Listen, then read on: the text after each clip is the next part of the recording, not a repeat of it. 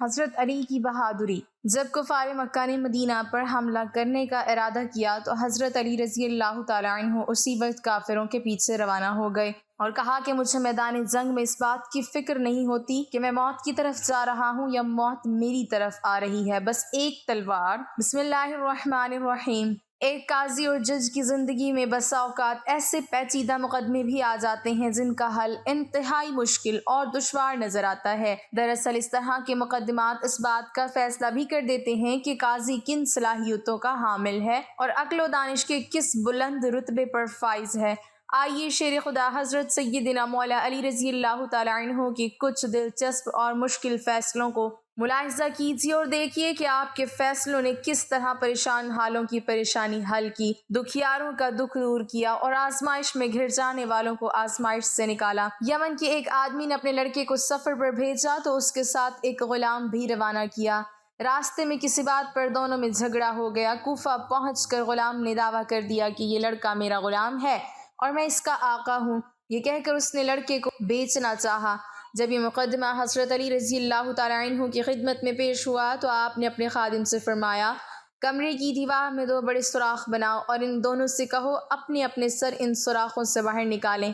جب دونوں نے اپنے سر سوراخوں سے باہر نکال لیے تو حضرت علی رضی اللہ تعالیٰ عنہ نے خادم سے فرمایا، رسول اللہ صلی اللہ علیہ وسلم کی تلوار لے آؤ۔ خادم تلوار لایا تو آپ نے خادم سے کہا، غلام کا سر کاٹ ڈالو۔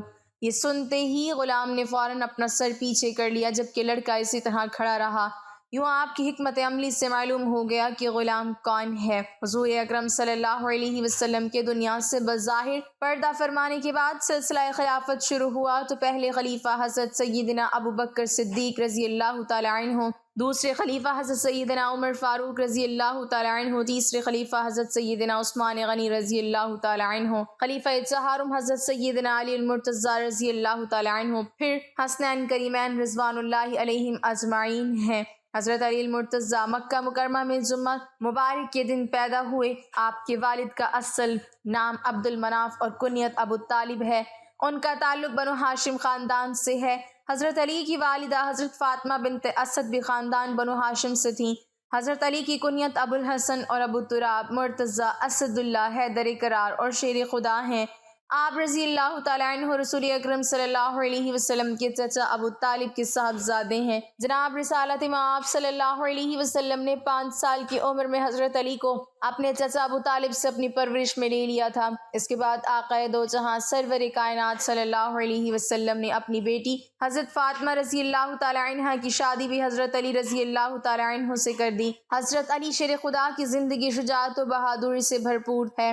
آپ نے زندگی بھر دشمنان اسلام اور مشرکین کے خلاف جو جہاد کیا، تاریخ اسلام میں اس کی دوسری مثال نہیں دی جا سکتی۔ حضرت علی مرتضیٰ خود فرمایا کرتے تھے کہ لڑائی کے میدان میں مجھے کوئی پرواہ نہیں ہوتی تھی کہ موت میری طرف آ رہی ہے یا میں موت کی طرف جا رہا ہوں۔ ان کی یہی بہادری اور بے خوفی تھی کہ اسد اللہ، اللہ تعالیٰ کا شیر کے لقب سے مشہور ہوئے۔ ملک عرب میں یہودی اور بتوں کی پوجا کرنے والے لوگ آباد تھے۔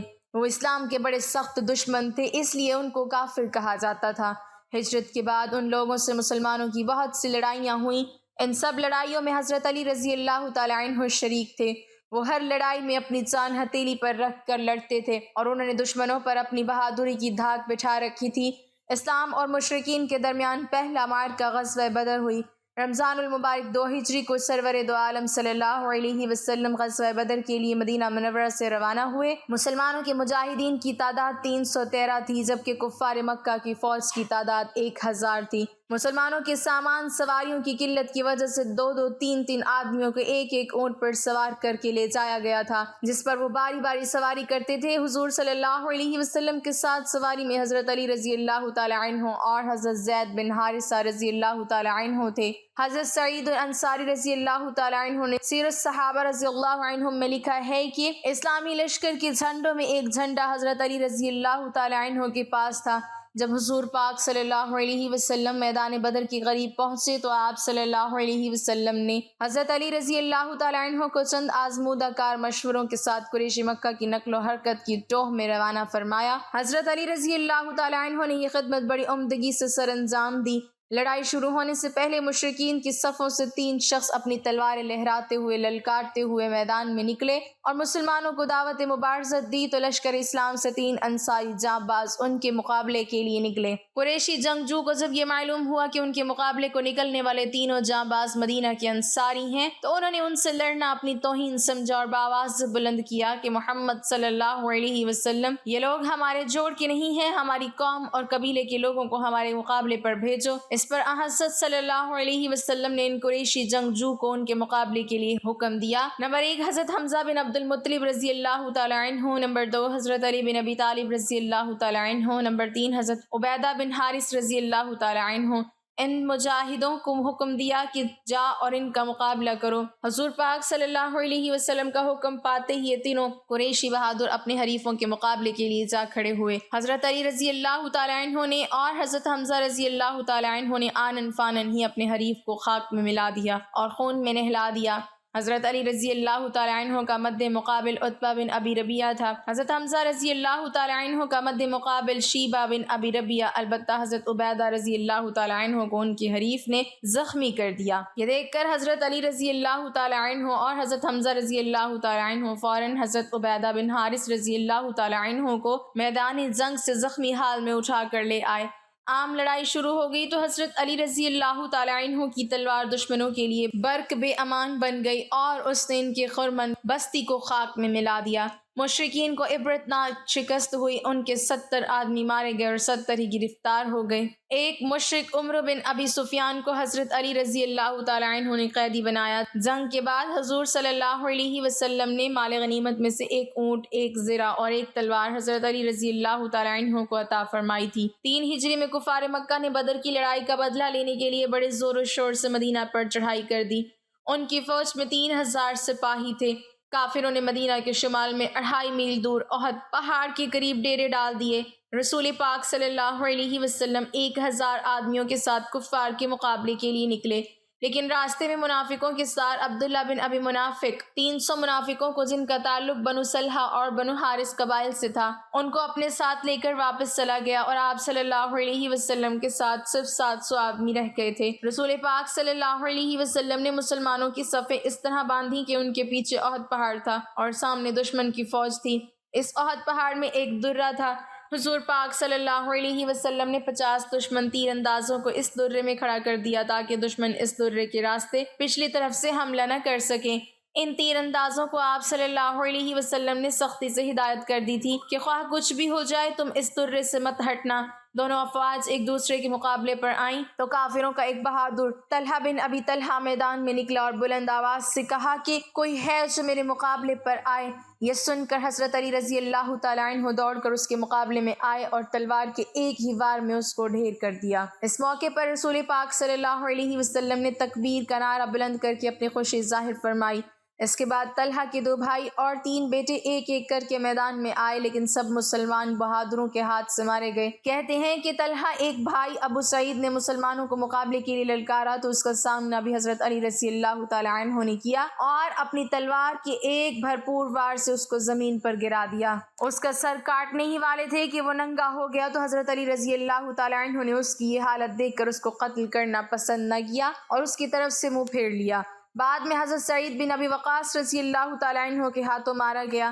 اب عام لڑائی شروع ہو گئی تو مسلمان اس جوش سے لڑے کہ کافروں کا منہ پھر گیا۔ حضرت علی رضی اللہ تعالی عنہ اور حضرت حمزہ رضی اللہ تعالی عنہ بہت سے دوسرے مجاہدوں کے ساتھ کافروں کی صفوں میں اندر دور دور تک گھس گئے اور انہوں نے اس زور و شور سے تلوار چلائی کہ کافروں کے قدم اکھڑ گئے اور وہ بدحواس ہو کر بھاگنے لگے۔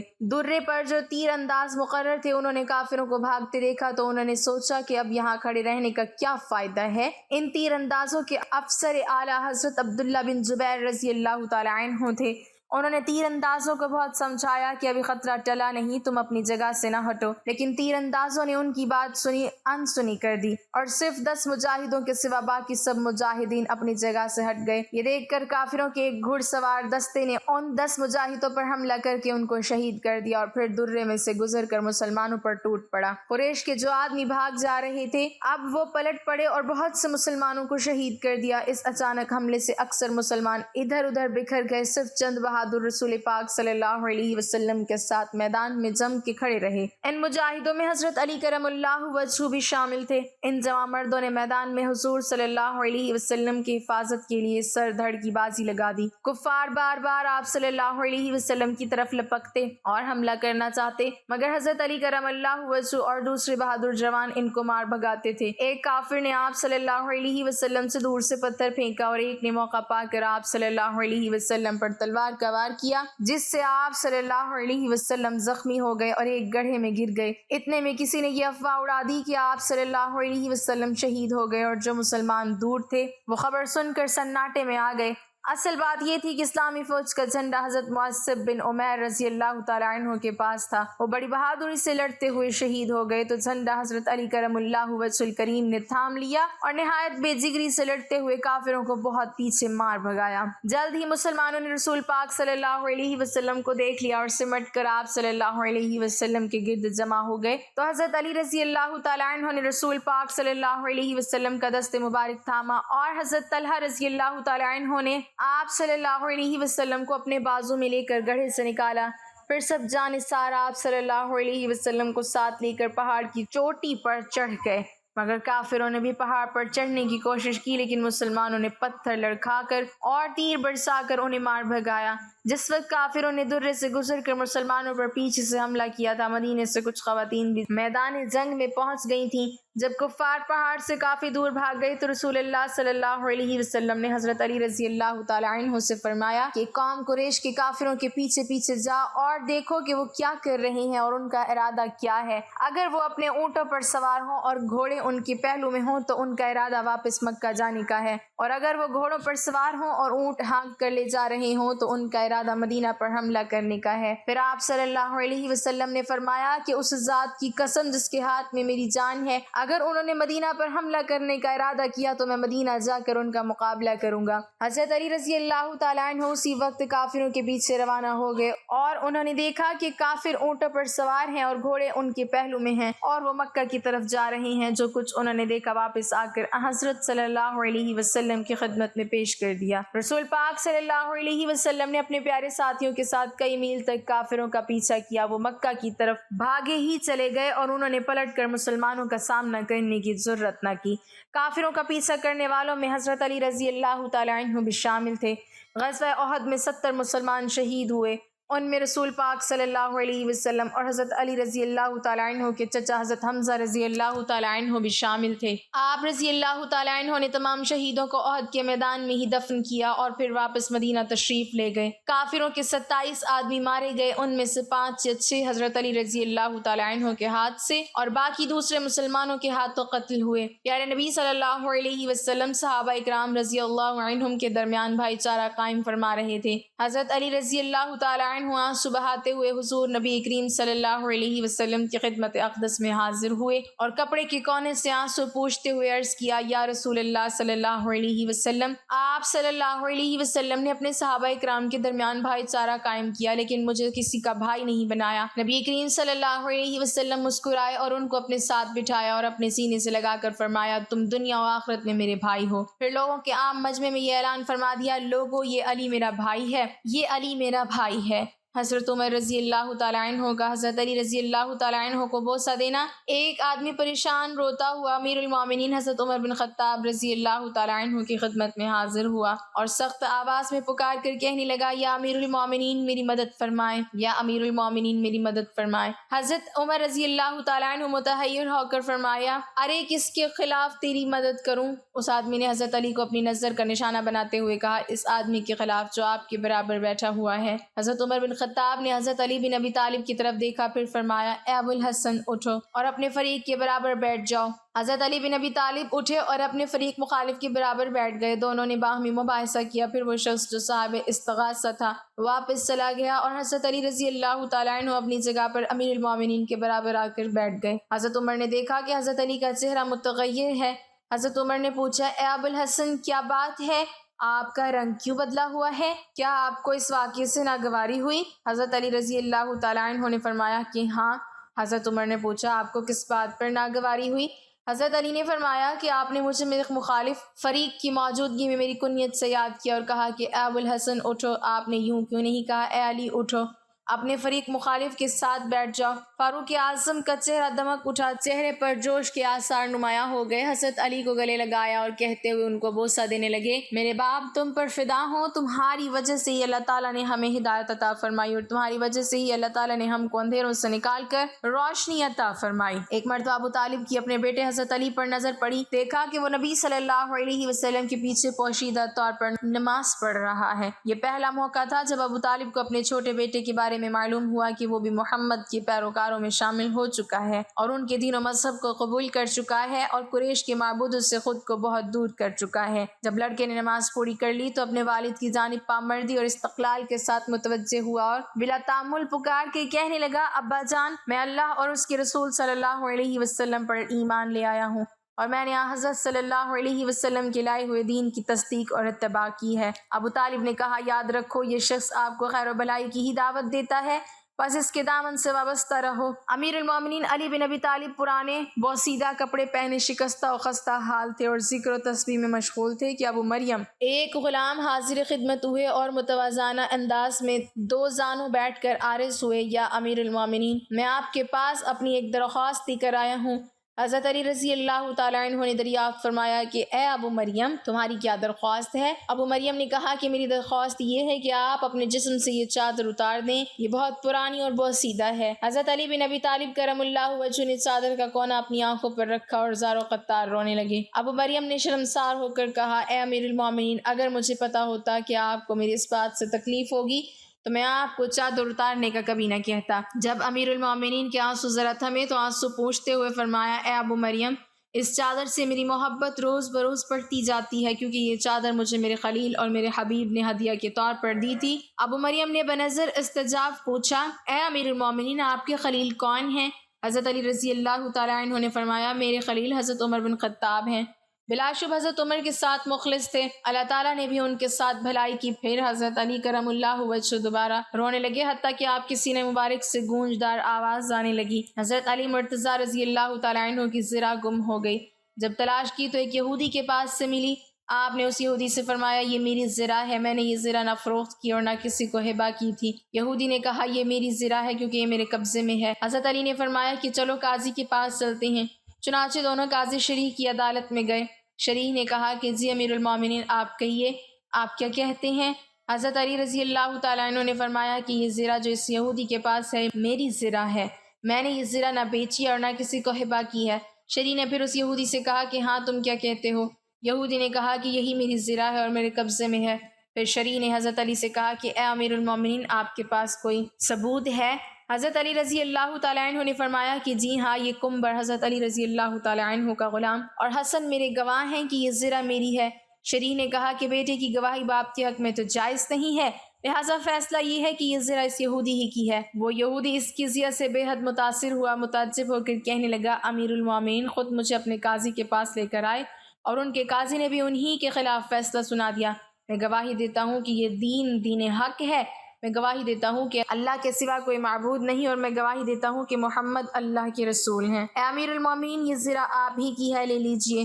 امیر المومنین حضرت علی رضی اللہ تعالیٰ عنہ کی زندگی کا آخری سال تھا کہ ایک دن آپ نماز ادا کرنے کے بعد ممبر پر بیٹھ گئے۔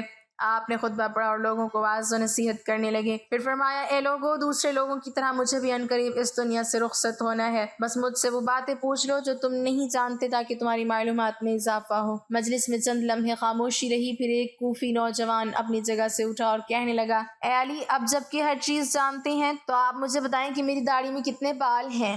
حضرت علی رضی اللہ تعالیٰ عنہ مسکرائے، لیکن ابھی آپ نے کوئی بات شروع نہ کی تھی کہ مجلس کی خاموشی ٹوٹ گئی اور ہر طرف سے چہن گوئیوں کی آوازیں آنے لگیں۔ سب نے اپنی گردنیں بلند کیں اور سوال کرنے والوں کو دیکھنے لگے اور انتظار کرنے لگے کہ کیا آپ جواب دیتے ہیں۔ حاضرین میں کچھ دشمن بھی موجود تھے، اس لیے کہنے لگے، آج علی کوئی جواب نہ دے سکیں گے۔ ہر شخص کی داڑھی کے بالوں کی تعداد الگ الگ ہوتی ہے، اس لیے حضرت علی کو کیسے معلوم کہ اس کے بالوں کی تعداد کتنی ہے؟ چند لمحوں کے بعد حضرت علی رضی اللہ تعالیٰ عنہ نے حاضرین سے پوچھا، اس سوال کا درست جواب کون جانتا ہے؟ حاضرین میں سے کوئی شخص جواب دینے کے لیے تیار نہ ہوا اور مجلس میں چند لمحے خاموشی رہی۔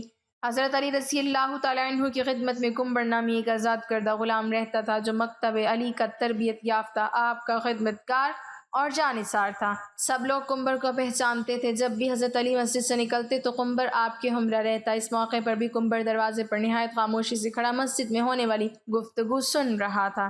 جب مجلس سے کوئی شخص جواب دینے کے لیے نہیں اٹھا تو حضرت علی نے کنبر کو آواز دی اور کہا، آؤ اور اس شخص کو جواب دو۔ کنبر نے سوال کرنے والے کوفی نوجوان سے کہا، اگر تم لوگوں کے بدخواہ نہیں ہو اور سچے ہو تو اس بات کی تصدیق کرو کہ اس سوال سے تمہارا مقصد کیا ہے۔ ایسا معلوم ہوتا ہے کہ تمہارا مقصد اپنے علم میں اضافہ نہیں ہے بلکہ تمہاری غفلت اور بدبختی نے اس بات پر آمادہ کیا ہے کہ مسلمانوں کے پیشوا سے عجیب و غریب سوالات پوچھو۔ یاد رکھو حضرت علی کو وہ تمام باتیں معلوم ہیں جس میں تمہاری بھلائی ہے۔ میں تمہیں جواب دے سکتا ہوں، لیکن اس سے قبل کہ تمہارے سوال کا جواب دوں تمہیں معلوم ہونا چاہیے کہ تمہاری داڑھی کے ہر بال میں ایک شیطان چھپا بیٹھا ہے جو تمہارے دل میں وسوسے ڈالتا ہے اور تمہیں راہ راست سے دور کر رہا ہے۔ ہماری رہنمائی کے لیے اللہ تعالیٰ کی کتاب موجود ہے جس میں کوئی کمی بیشی نہیں ہے، لیکن اللہ تعالیٰ کی کتاب بھی آسمان کے ستاروں، فرشتوں اور پیغمبروں کی تعداد بیان نہیں کرتے، اس لیے کہ کئی چیزوں کا شمار کرنا بے حاصل ہے جب تک کہ اس میں فائدہ نہ ہو۔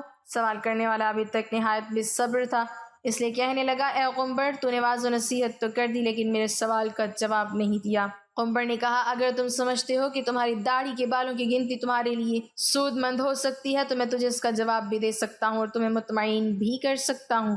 سوال کرنے والا جوان کہنے لگا، مجھے اس کا کوئی خاص فائدہ تو معلوم نہیں ہے، تاہم میں نے ایک سوال پوچھا ہے جس کا جواب جاننا چاہتا ہوں۔ قنبر نے کہا، مجھے بھی اس میں کوئی فائدہ نظر نہیں آتا، لیکن ایسے سوال کی حیثیت دوسروں کا وقت ضائع کرنے اور بچوں کے افکار کو گمراہ کرنے کے علاوہ کچھ نہیں ہے، لیکن ابھی تک اپنے سوال کا جواب مانگنے پر اصرار کر رہے ہو۔ کیا تم گنتی اور حساب جانتے ہو اور 1000 سے لے کر 10,000 تک گنتی کر سکتے ہو؟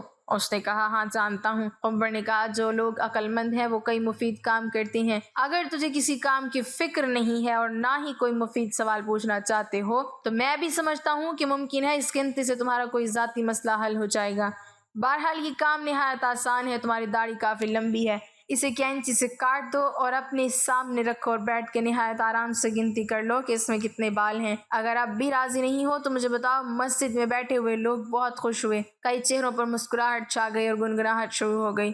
دوست اور دشمن ایک دوسرے کو دیکھنے لگے۔ دشمنوں نے کہا، ہم بھی اس موضوع سے غافل تھے۔ قنبر درست کہتا ہے۔ نادان دوست کہنے لگے، واقعی عجیب سوال اور عجیب جواب تھا۔ یہی وجہ تھی کہ حضرت علی رضی اللہ تعالیٰ عنہ نے اس کے جواب کے لیے اپنے غلام کو حکم دیا۔ سوال پوچھنے والے نے شرمندگی سے کہا، اے قنبر، تو نے درست کہا ہے اور مجھے غفلت کے خواب سے بیدار کر دیا ہے اور راہ راست پر لے آیا ہے۔ اب میں اپنی داڑھی کے بالوں کی گنتی معلوم نہیں کرنا چاہتا۔ پہلے تو میں بھی خوش تھا کہ عجیب سوال پوچھ رہا ہوں، لیکن اب سمجھ گیا ہوں کہ کوئی عجیب اور بے حاصل مسئلہ پوچھنا ہنرمندی نہیں ہے۔ میں شیطانی وسوسوں سے اللہ تعالیٰ کی پناہ مانگتا ہوں۔ اس کے علاوہ اس امر سے زیادہ خوش ہوں کہ اگرچہ سوال بیہودہ تھا لیکن جواب دینے والا عقل مند تھا۔ اللہ پاک ہمیں دین کا پیروکار بنائے اور ہمیں ایمان کی دولت سے مالا مال کرے، آمین۔ ناظرین، کمنٹ باکس میں اللہ تعالیٰ کے 99 ناموں میں سے ایک نام ضرور ٹائپ کریں۔